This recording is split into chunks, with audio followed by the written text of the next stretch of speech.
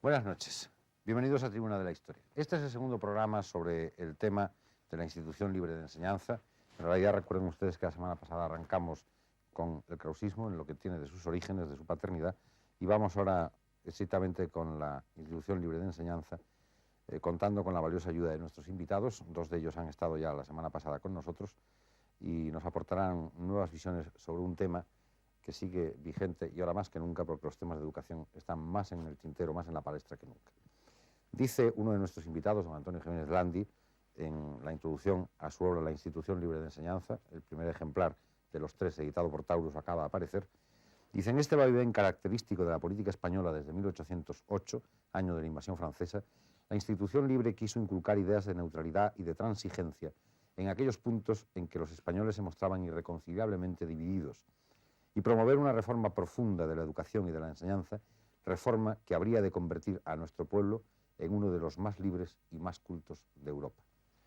Si fue así o no fue así, eso es lo que hay que tratar de ver en esta noche. En todo caso, si no fue así, es una pena, y si es así, habría que continuar por ese camino. Nuestros invitados son don Elías Díaz, catedrático de Filosofía del Derecho de la Universidad Autónoma de Madrid, es director de la revista Sistema, autor, entre otros libros, de la filosofía social del krausismo español y del pensamiento español entre el 39 y el 75, 1939-1975. Don Antonio Jiménez Landi, nos hemos referido ahora a él al presentar su obra, es la institución libre de enseñanza. Ha nacido de familia de la institución, ha sido hijo de profesor, me parece que nieto de profesor. Usted dice modestamente alumno, yo me atrevería a decir que bastante más que alumno. Bueno. Su obra es probablemente una de las piezas capitales para conocer a la institución. Y, en fin, nos honra mucho tenerle con nosotros hoy. Muchas gracias. Un joven profesor es don Francisco Laporta, profesor de Filosofía del Derecho de la Universidad Autónoma de Madrid. Sus obras: Adolfo Posada, Política y Sociología en el Liberalismo Español, editada por Cuadernos para el Diálogo, y Antología Pedagógica de Francisco Giner de los Ríos, de Editorial Santillana.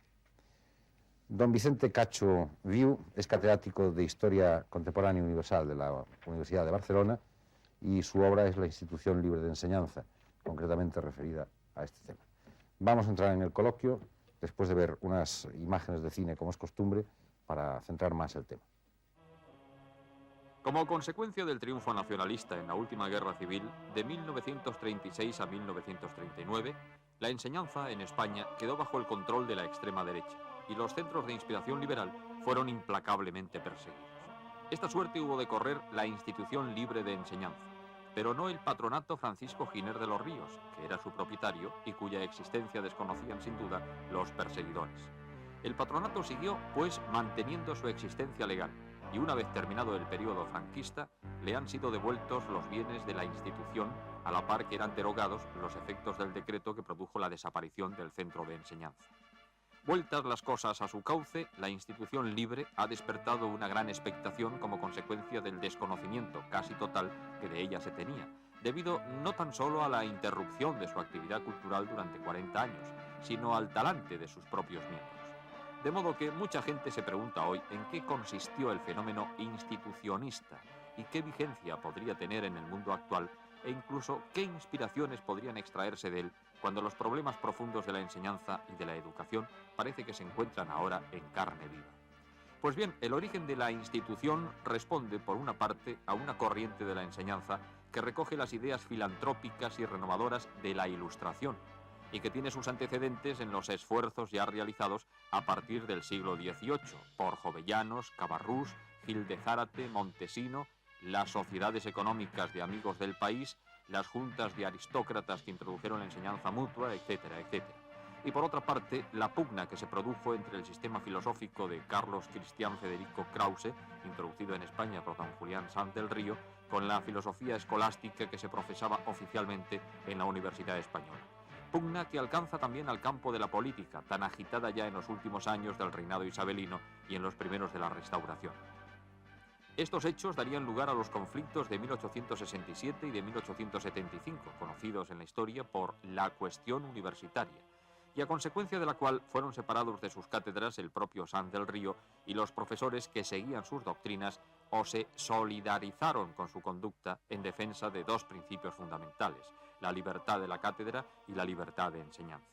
Sobre la base de estos dos conceptos, elevados a la categoría de principios indeclinables, don Francisco Giner de los Ríos, don Nicolás Almerón, don Gumersindo de Azcárate, don Joaquín Costa y un grupo numeroso de catedráticos y profesores, desposeídos de sus cátedras por don Manuel de Orobio, ministro de Fomento en el primer gabinete presidido por Cánovas, fundaron la Institución Libre de Enseñanza en 1876, primeramente como un centro privado de enseñanza superior, a la que se incorporaron primero una escuela de segunda enseñanza y enseguida la de primaria y la de párvulos, pues así lo exigían la escasa preparación de los estudiantes y el convencimiento de los fundadores de que la reforma que necesitaban la instrucción pública y aún la sociedad española en su conjunto para alcanzar un nivel europeo tenía que partir de la escuela.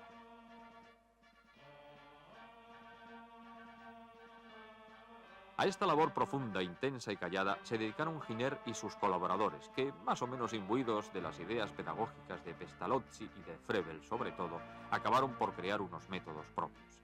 Tiempo después, requeridos por los ministros liberales o sugiriendo a estos iniciativas necesarias, Giner y su discípulo don Manuel Bartolomé Cosío, sobre todo, inspiraron la creación de una serie de centros educadores o científicos que cambiaron el panorama de nuestra cultura, y no solo con miras a la enseñanza, sino también en orden a las preocupaciones sociales que ya se iniciaban vivamente en sus días. Así nacieron el Museo Pedagógico Nacional, la Comisión, después Instituto, de Reformas Sociales, la Extensión Universitaria para Obreros, las primeras ideas sobre la Universidad Popular, la Junta para Ampliación de Estudios e Investigaciones Científicas y sus hijas la Residencia de Estudiantes, la de Señoritas, el Instituto Escuela de Segunda Enseñanza, el Centro de Estudios Históricos, el Instituto de Física y Química, etcétera, etcétera. Y ya en los años de la Segunda República, las misiones pedagógicas. En torno a este movimiento, que no fue elitista en el sentido de excluir a los no iniciados, pero que sí tuvo conciencia de clase intelectual por contraste con el medio ambiente, se agruparon las figuras más importantes del pensamiento español. La institución fue criticada por declararse neutral, no laica, en materia religiosa y por haber establecido la coeducación. Con lo primero trataba de unir a las personas de todas las creencias, pero no de anular el sentimiento religioso ni el credo íntimo de cada uno. Por eso pudieron pasar por sus aulas o colaborar con ellas protestantes, librepensadores y católicos practicantes como don Eugenio Montero Ríos, que fue su segundo rector.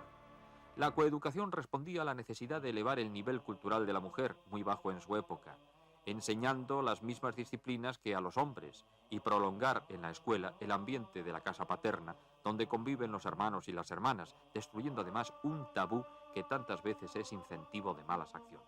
Porque la base de la educación institucionista, como ha dicho bien García Morente, cuando ya era sacerdote católico, lo constituía la ética, un sentido de la moral no solo muy exigente en todos los órdenes, y por supuesto el sexual, sino religioso.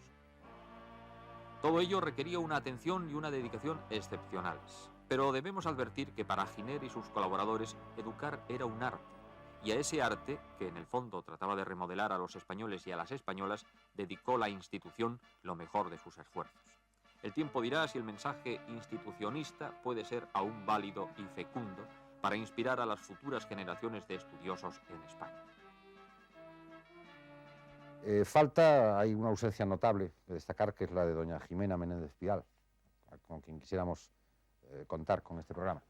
Doña Jimena estará con nosotros, estamos seguros, y desde aquí abusamos de su amabilidad al citarlo así, que en el próximo curso, doña Jimena, como profunda intelectual, tal vez mida los años por cursos, lo cual es muy bueno. En el próximo, digamos, curso académico de este programa, después de octubre, doña Jimena nos gustaría muchísimo que viniera. Resucitaríamos otra vez este tema porque no quedará completo en los escasos minutos de que disponemos, como siempre, y volveremos otra vez a tratarla, pues quién sabe si con personalidades como el profesor Pedregal o el profesor Varela, y por supuesto con doña Jimena en un lugar destacadísimo. Vamos con el coloquio. Profesor Díaz, en el programa último sobre el krausismo quedó un poco en el aire una pregunta que tal vez tendríamos que insistir sobre ella. ¿Por qué se eligió en lugar de a Hegel a Krause? ¿Por qué el krausismo vino a España cuando podía haber venido otra corriente mucho más fuerte que él? Sí, la pregunta es pertinente y además se ha aducido como acusación. Y lo curioso es que se ha aducido como acusación por autores que no son sospechosos de hegelianismo ni sospechosos de amar a Hegel y las derivaciones que pueden salir de Hegel, por lo menos algunas de las derivaciones que pueden salir de Hegel. En concreto, me refiero a, en el siglo XIX, por ejemplo, un Menéndez y Pelayo, y en nuestro tiempo, pues un Gonzalo Fernández de la Mora o Francisco Elías de Tejada, que han dicho, en boca de Menéndez y Pelayo, bueno, puestos a traer errores, y las palabras de Menéndez y Pelayo, puestos a traer errores, haber traído el de Hegel, que era un error, digamos, más importante. Entonces, ¿por qué fue Hegel, o por qué fue Krause y no Hegel? Hay razones, en mi opinión, objetivas. Las resumiría rápidamente. Primero y ante todo, como creo que ya quedó claro la semana pasada, no por desconocimiento. Es decir, Sanz del Río conocía suficientemente a Hegel y podía, si le hubiese interesado, profundizar más en ello. En segundo lugar, no hay que olvidar que cuando Sanz del Río va a Alemania, como ya se subrayó, Hegel todavía está presente en la Universidad Alemana, pero por poco tiempo. Es Marx, recordemos, el que dice que una generación después de su muerte ya Hegel había caído en el olvido entre la intelectualidad alemana. Se le trataba como a un perro muerto, es la frase textual. En tercer lugar, Hegel hubiera encontrado más resistencias y no es lo que Sanz del Río quería. ¿Por qué? Porque con Hegel había el riesgo del estatalismo. Sanz del Río no quería una filosofía estatalista, quería una filosofía liberal. Por lo tanto, traer a Hegel hubiera sido el riesgo de estatalismo. Desde el punto de vista religioso, Hegel era más peligroso, con comillas, que Krause. Krause era religioso. Hegel, a su manera, creo que hubiese suscitado reacciones de los elementos tradicionales mucho más duras de las que suscitó Krause. Es decir, Sanz del Río quería, como se subrayó ya, quería romper, o quería reformar, manejemos estos dos tópicos, estos dos términos, quería reformar profundamente, pero quizás no se atrevió, y él no quería subjetivamente romper tan fuertemente. Y la entrada de Hegel hubiera sido una ruptura quizás demasiado fuerte. Y bueno, hay luego otro argumento también principal, y es que no se importa una filosofía ni una técnica tampoco, así tranquilamente y sin presupuestos de base. Quiero decir, la entrada de Hegel en España hubiese necesitado conocimientos filosóficos, científicos, mucho más importantes de los que en ese momento había en España. Es decir, creo que estas razones y otras que podrían aducirse hacen sostenible la tesis de que lo que subjetivamente le interesaba a Sanz del Río era la filosofía racionalista, moderada, armónica y liberal, no estatalista de Krause y religiosa de Krause y no la filosofía de Hegel, pero, para terminar, querría subrayar que la entrada de Krause no impedía la de Hegel, ni mucho menos. Al contrario, yo creo que la entrada de Krause favorecía la entrada de todo el idealismo alemán, de hecho podía haber favorecido la de Hegel, y desde ahí, y contesto con esto a la objeción que hacía algunos años hacía Gonzalo Fernández de la Mora, que decía, Sanz del Río nos evitó de que en España entrasen Hegel y Marx. Gonzalo Fernández de la Mora lo decía como si él hubiese deseado la entrada de Hegel y de Marx en España. Bien, no es cierto. Por ejemplo, la de Marx no la impidió porque, mejor o peor, la entrada del marxismo en España y el debate sobre el marxismo en España se hizo por personas muy vinculadas a la institución libre de enseñanza. Cito algunos ejemplos. Jaime Vera. Jaime Vera fue alumno del Colegio Internacional de Salmerón y Jaime Vera es el autor del informe ante la Comisión de Reformas Sociales, donde está, yo diría, lo mejor del marxismo del siglo XIX. El mismo Pablo Iglesias se había educado con los institucionistas de alguna manera. Y en el siglo XX, bueno, pues las aportaciones y los debates críticos y las revisiones en torno a la obra de Marx están hechas fundamentalmente por dos personas íntimamente vinculadas a la institución. Estoy aludiendo a los nombres de Julián Besteiro y de Fernando de los Ríos. Es decir, que el krausismo y la institución no impedía ningún desarrollo posterior y no impidió, de hecho, ni el diálogo con el hegelianismo, al que se habrían opuesto, repito, con más fuerza los obstáculos tradicionales, como lo demuestra el propio Menéndez y Pelayo, que cuando habla de Hegel habla todavía mucho más virulentamente que con respecto de Krause, y eso que no había peligro de hegelianismo en España, y desde luego no impidió tampoco, como digo, ni la entrada del positivismo científico, un Posada, el profesor Laporta lo ha estudiado esto perfectamente, la entrada del positivismo, de la sociología, un Dorado Montero, por ejemplo, ni tampoco, digo, la entrada del marxismo, como lo prueba la obra de un Besteiro o de un Fernando de los Ríos. Señor Landi, yendo a la mecánica de las cosas, ¿cómo y cuándo nace la Institución Libre de Enseñanza? Voy a enlazar con lo que ha dicho, perdone usted que no le siga exactamente, con lo que ha dicho el profesor Díaz. Si efectivamente Sanz del Río, en vez de importar aquí la filosofía de Krause, importa la de Hegel, yo no estaría aquí ni hubiera existido la Institución Libre de Enseñanza. ¿Está usted de acuerdo? Posiblemente, sí. Sí. Bueno, Sanz del Río, como Krause, tienen la idea de que la humanidad va evolucionando hacia un estado mucho más perfecto. Es un concepto un poco escatológico, me parece a mí, porque ellos van a parar incluso al final de los tiempos, en cierto modo. Giner, que es el más inteligente de todos los discípulos de Sanz del Río, recoge concretamente la misión que Sanz del Río encomienda a la universidad y a los intelectuales españoles en su discurso de apertura de cátedras de 1857, en que les dice, les invita a que renueven efectivamente la vida española a base de las ideas que él más o menos expone. Giner, que es fundamentalmente un enamorado de España, y a quien España le duele, como después le iba a doler a otro intelectual muy famoso, Giner recoge este reto de su maestro, y cuando surge el conflicto universitario, cuando le deportan a él, cuando deportan a Salmerón, cuando deportan a un grupo de profesores, precisamente ya en el año 76, entonces Giner comprende que en aquel conflicto no solamente hay una pugna política, hay también una pobreza intelectual, una ruindad, una falta de transigencia que es hija de una falta de cultura. Y este hombre dice, la única solución que tiene realmente España, la renovación que pedía mi maestro Sanz del Río, y lo que se está aquí demostrando, incluso con la persecución de que somos víctimas, es que todo tiene que arrancar de un problema de educación. Este es el planteamiento. Entonces Giner, de acuerdo con los demás profesores, Salmerón, Azcárate, González de Linares, los Varela, etcétera, etcétera, decide fundar una institución. Ellos están ya, hay que hacer este inciso, están destituidos de sus cátedras.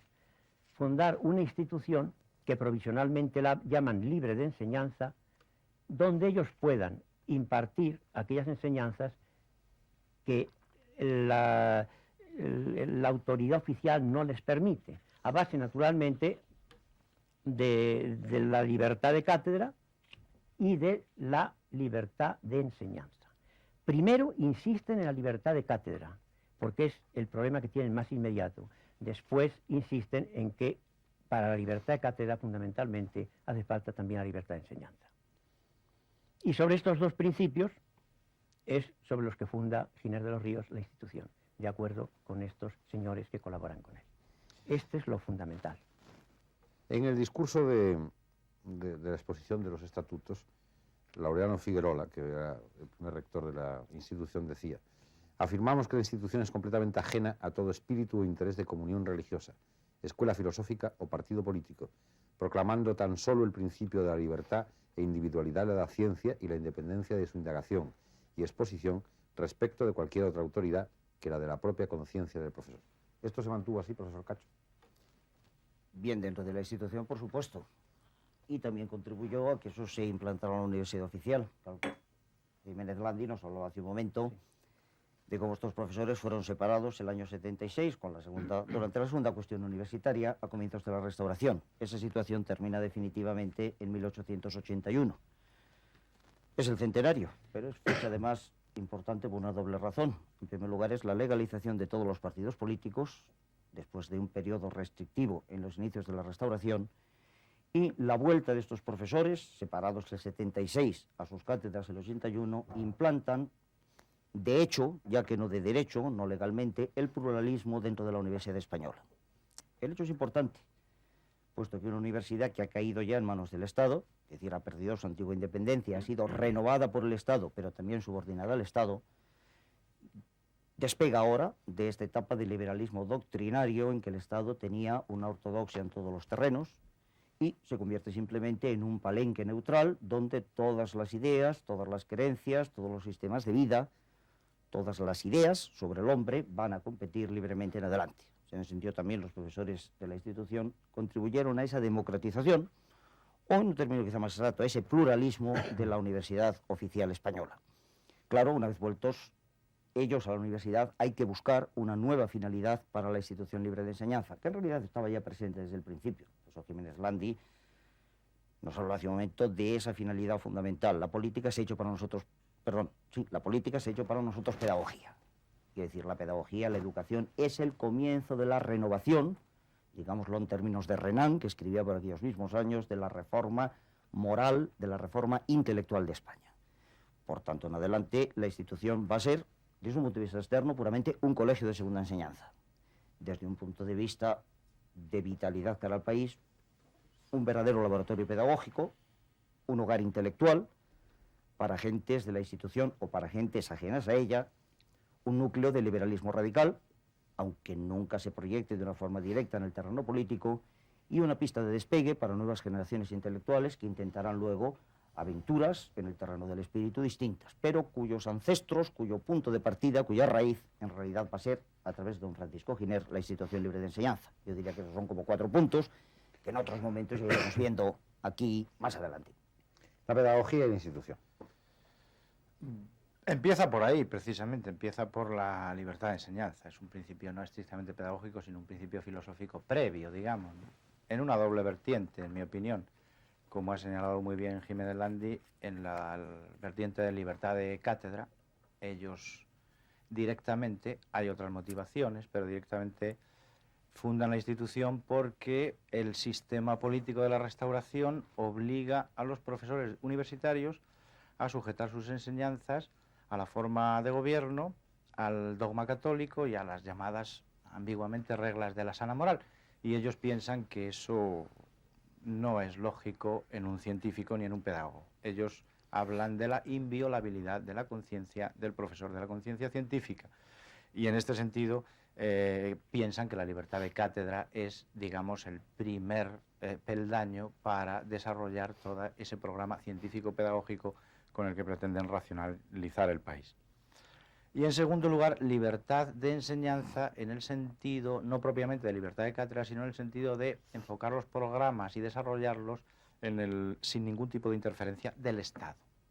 Libertad de enseñanza típicamente liberal, es decir, libertad de enseñanza en el sentido de que se quiere sustraer de la esfera del Estado, del individuo enseñante contra el Estado, podríamos decir de alguna manera.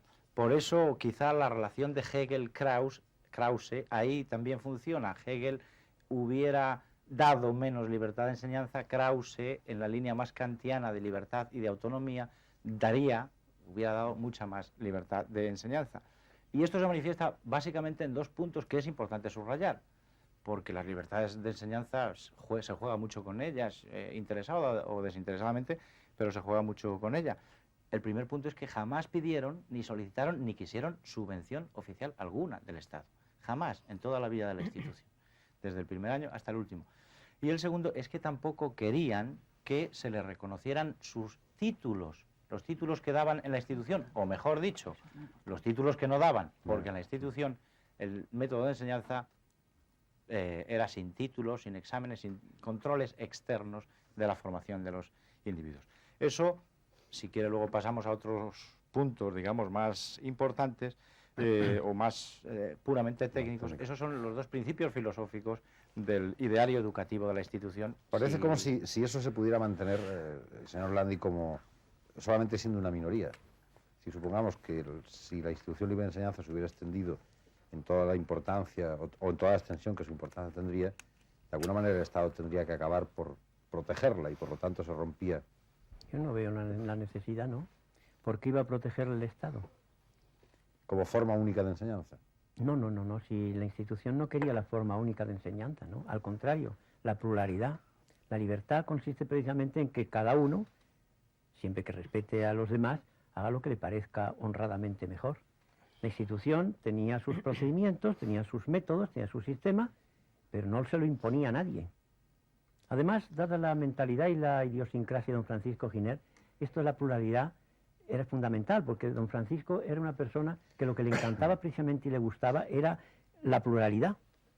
Un hombre abierto a todas las tendencias, consideraba que era una riqueza, un enriquecimiento de la vida intelectual, que hubiera muchas ideas y muchas tendencias. Sobre la institución hay algunos pecados originales que todavía están en vigor. Por ejemplo, el sectarismo. Quizás la fama de sectarismo, sobre todo la que ha vivido nuestra generación, también en el siglo pasado se habló de esto, pero en fin, yo creo que ahí no tiene ningún sentido. Yo con respecto a esto contrapondría secta versus gueto, es decir, yo creo que lo que hubo más bien fue persecución. En el 19 hubo un periodo también en que la institución tuvo su auge, su influencia y probó lo beneficioso que era para el país, tanto en el aspecto político como en el aspecto cultural, en mi opinión, pero creo que ha sido más gueto que secta, en el sentido de secta influyente y agresiva. De todas formas, nuestra generación yo creo que ha estado marcada por esta idea de secta, sobre todo porque hasta los años 60, los años 1960, nuestra generación o desconoció todo lo relacionado con la institución libre de enseñanza, o lo desconoció sin más, simplemente, o casi lo que es peor, estuvo influida por la publicación después de la Guerra Civil de algunos libros que eran los oficiales sobre el tema. Me estoy refiriendo concretamente a dos de ellos, que quizás todos recordamos. El libro de Enrique Súñer sobre los intelectuales y la tragedia española, un libro pues demoledor en que toda la culpa de la guerra española recaía sobre los intelectuales de la institución libre de enseñanza. Y un segundo libro, publicado en 1940, que se titulaba precisamente Una poderosa fuerza secreta, la institución libre de enseñanza, en el que participaban pues desde Fernando Martín Sánchez Juliá y otros importantes, Sancho Izquierdo, Artigas, etcétera, otros importantes representantes del pensamiento integrista español de esos años. Es decir, que esa ha sido la tónica durante todo este tiempo, silencio o agresividad sin posibilidad de contestar. Precisamente yo creo que lo importante que ocurre a partir de un cierto tiempo, y en concreto a partir de 1960 y tantos, es que se empieza a romper esta imagen. Bueno, en el extranjero se habían publicado libros en esos años muy diferentes. Por supuesto, estaban los libros de Joaquín Sirau, de López Morillas, a quien tuvimos aquí la semana última, también Jiménez Frauz, Luz Urriaga, etc. Pero esto no se conocía en el interior. Es decir, que aquí hay que señalar que a principios de los años 60 los primeros estudios que empezaron a hablar de este tema pues fue uno, el del profesor Cacho Viu, publicado en 1962.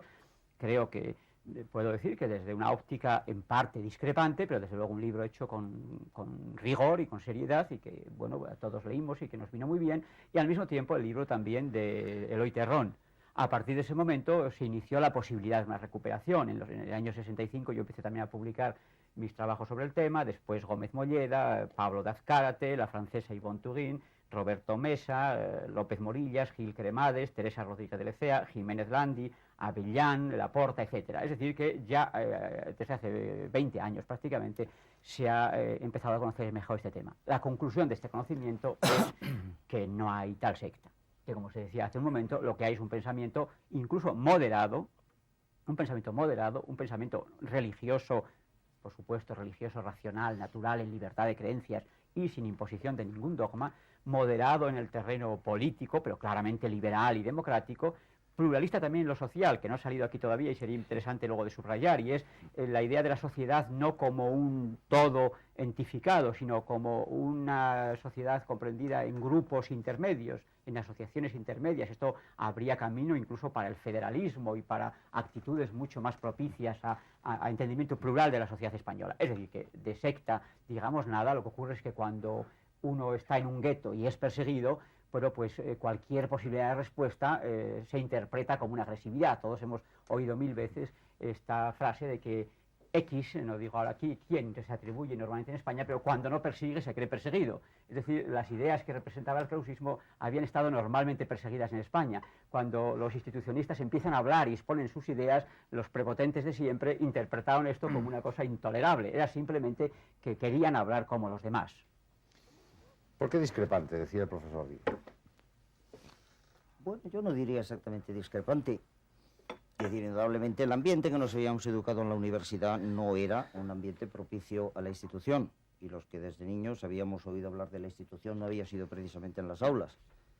Yo personalmente, donde había oído hablar de la institución de siempre, había sido en la sierra, en el ambiente del Guadarrama, donde para mí, lo he dicho ya más de una vez, Giner, don Francisco Giner, ha sido el nombre de un refugio de montaña, de la sociedad Peñalara, mucho antes que ser un intelectual. Quiere decir que en ese sentido yo tenía una vieja vinculación sentimental con el tema, mucho más que ideológica. Quizá yo partía en aquel momento de una orientación distinta, pero de una profundísima simpatía.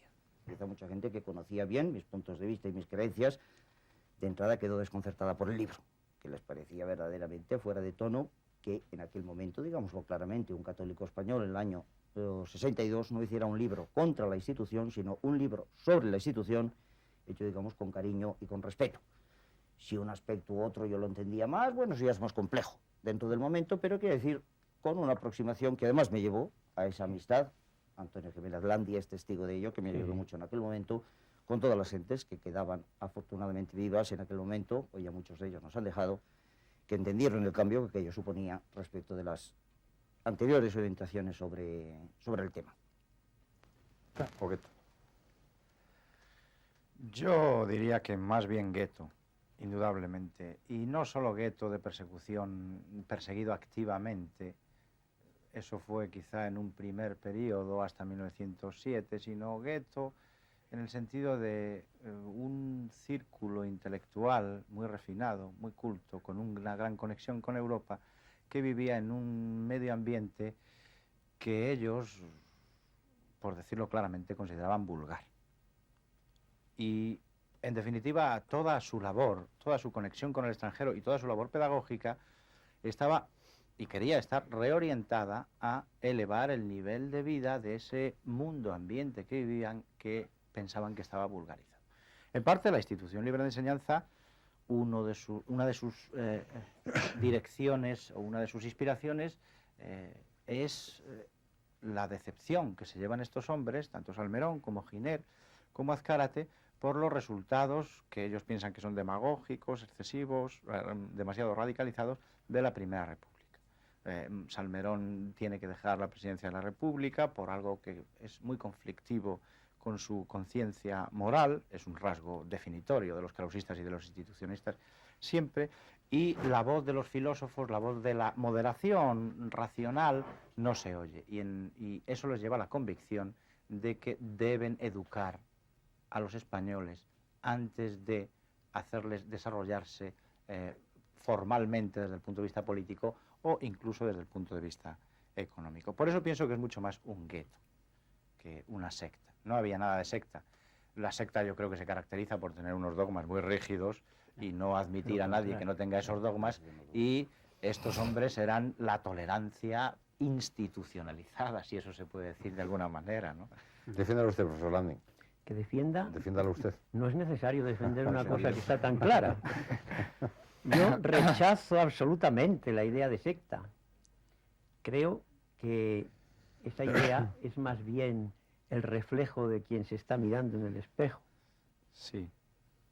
Lo diría yo así. Sí, sí, Yo creo que es una... Es decir, que los sectarios son los que ven sectas donde no las hay. En relación con... No tengo nada más que decir, creo que está bien claro. Sí, quizás otro de los puntos que hoy se suscitan, sobre todo desde la izquierda, cuando se habla de estos temas, son dos, o quizás centrando en uno, fundamentalmente, y es el del elitismo. Es decir, en cuanto uno habla 4 palabras de la institución, siempre surge el populista de turno que dice, bueno, sí, muy bien todo esto, pero esto era elitista.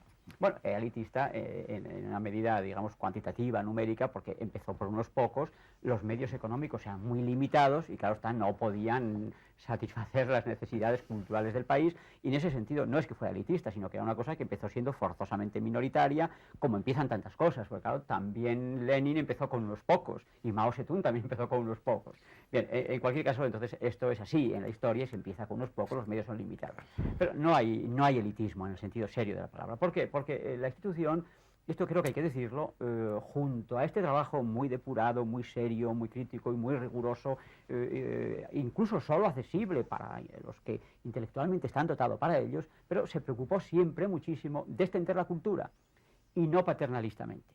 Por ejemplo, en las conferencias que para obreros los primeros institucionistas o todavía preinstitucionistas montaron en Madrid, pues asistían a estas conferencias de formación en los años después de la gloriosa, después del 68, asistían obreros en la formación. Alguno puede pensar, bien, los obreros que iban a estos cursos eran obreros más o menos domesticados o ya casi amarillos. Bueno, pues no, resulta que en uno de los que empezó a formarse en estos cursos fue Paulino Iglesias. Entonces era Paulino Paulino Iglesias, luego fue Pablo Iglesias, es decir, que de domesticación nada. Después de esto hubo otra cosa muy importante, que es la extensión universitaria. La extensión universitaria que llevó al país, con las insuficiencias de medios que se tenían, pero, por ejemplo, la extensión universitaria en Asturias, de manera fundamental, los Builla, los Sela, los Posada, es decir, una labor importantísima en el campo social. Fueron también los clausistas los primeros que se preocuparon, hoy tema actualísimo, de la formación de la mujer. Es decir, que bueno, los primeros, y sobre todo hay unas tesis doctorales y libros que ponen de manifiesto esto, los primeros que se preocupan también por la formación de la mujer. Bueno, en la época de la República están las misiones pedagógicas, también elemento importantísimo de transmisión cultural, tampoco paternalista ni elitista. Creo que hay muchísimos rasgos, muchísimos elementos que permiten subrayar que no hay tal elitismo que a veces un populismo pseudoizquierdista lo aduce. Si hubiera que hacer como una especie de programa pedagógico de la Institución Libre de Enseñanza, ¿cómo sería? Bueno, pues yo casi tenía aquí sintetizado, porque es un problema muy complejo, 4 puntos. El primero sería que la formación del hombre debe ser total, no desviándose, retirándose de esa monomanía que ahora está más acusada que nunca, de formar solo la inteligencia, la razón del hombre. El hombre tiene una inteligencia que debe desarrollar, y nadie como ellos la desarrolló, científica, racionalmente, pero también tiene un gusto estético que se ha olvidado en la formación de los niños muy fundamentalmente, y ellos daban una especial preocupación a esta formación del gusto estético, y también una salud física. Los niños de la institución son niños que siempre están haciendo deportes. Ellos son los que en gran medida en el colegio importan en España casi todas las prácticas deportivas que luego, más afortunada o más desafortunadamente, como es el caso del fútbol, por ejemplo, se han extendido, se han expandido. Bueno, hablábamos de deportes. Sí, no de espectáculos. El segundo punto yo diría que es la neutralidad religiosa y política que ha mencionado usted antes. Una neutralidad que no se basa solo en una especie de laicismo agresivo contra la religión, como se ha dado a entender muchas veces. La neutralidad se basa en 2 cosas fundamentales. Primero, respeto a la conciencia del niño. Estamparle dogmas que no entiende el niño, como no hemos entendido el catecismo hasta bien mayores, que la mayoría de nosotros, estamparle dogmas de memoria era como asaltar de alguna manera la conciencia del niño, despreciar su racionalidad, su capacidad de intuición. Y en segundo lugar, muy importante, porque esto hay que subrayarlo, dada la campaña, sobre todo de posguerra, por respeto a la propia religión. Ellos pensaban que la religión era algo que no servía de nada si no se participaba de ella con convicción libre. Si la religión se le incrustaba a la mente del individuo sangrientamente, era una religión sin ningún tipo de ideal. Y por respeto a la propia religión, tenían neutralidad religiosa, en el sentido de que transmitían una especie de visión religiosa del mundo, pero sin comunidades, sin dogmas, sin credos específicos de ningún tipo. En tercer lugar, conexión escuela-vida. Esto es muy importante. La escuela no debe ser un reducto separado del mundo, sino que debe estar siempre con todas las ventanas abiertas al aire de la calle, al aire de la sociedad, al aire de la naturaleza, al aire de la vida, y desprofesorizarse, incluso desescolarizarse, como se dice actualmente.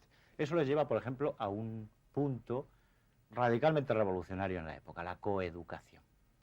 Si los niños en su casa y en la calle conviven perfectamente con las niñas, si los niños conviven entre los 2 sexos, ¿por qué hacer de la escuela un reducto raro en el que acontezca lo que no acontece en la calle ni en la casa?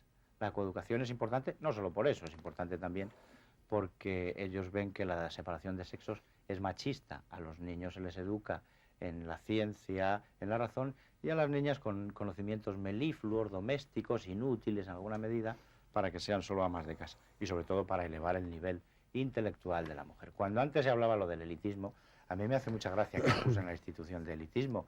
Señores, si es que estamos en un panorama en el que saber leer es minoritario, saber leer.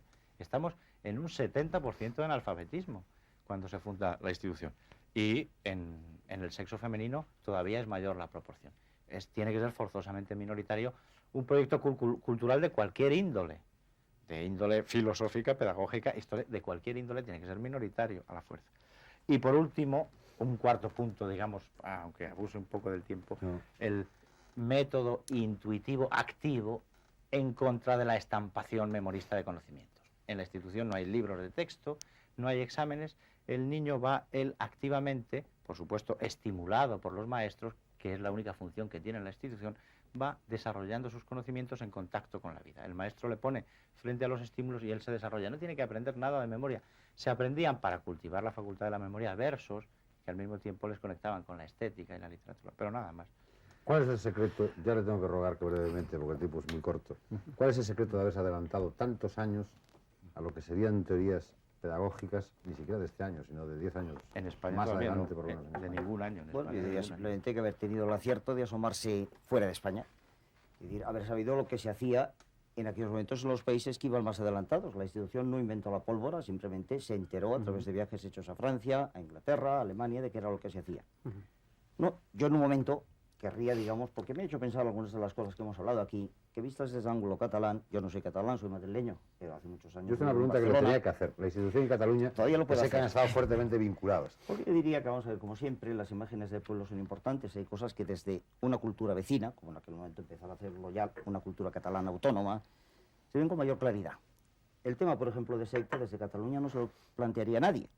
Es decir, más bien cuando los catalanes intelectuales venían a Madrid, lo que les chocaba era esta serie de solitarios egregios, con Unamuno encastillado en Salamanca, Menéndez Pelayo metido en su casa o en las guardillas de la Academia de la Historia, Joaquín Costa bramando también solo en su propia casa, y lo que encontraban precisamente natural era una empresa colectiva.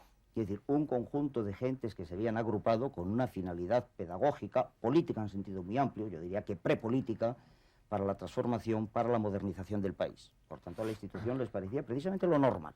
Lo que le chocaba desde Cataluña, donde el nacionalismo empezaba a dar un cemento, un algo coherente a todas aquellas gentes, es que en Madrid todo el mundo no estuviera como la institución, es decir, coaligado, trabajando juntos, trabajando en equipo, trabajando en empresa. Y desde el punto de vista religioso, creo que también eso desde Cataluña se ve mejor. Todo lo que Laporta hablaba hace un momento pues, sobre la neutralidad religiosa de la institución. Yo creo que también había un problema histórico, y es que en aquel momento, aquel procedimiento pedagógico nuevo les parecía muy incompatible con el catolicismo español del momento, porque yo creo que históricamente lo era por el atraso del catolicismo tradicional español. Desde Cataluña era distinto. En Cataluña, donde el clero tuvo una importancia enorme en la formación del nacionalismo catalán, pudo existir, como existió en los años 20 y 30, un colegio como el Blanquerna.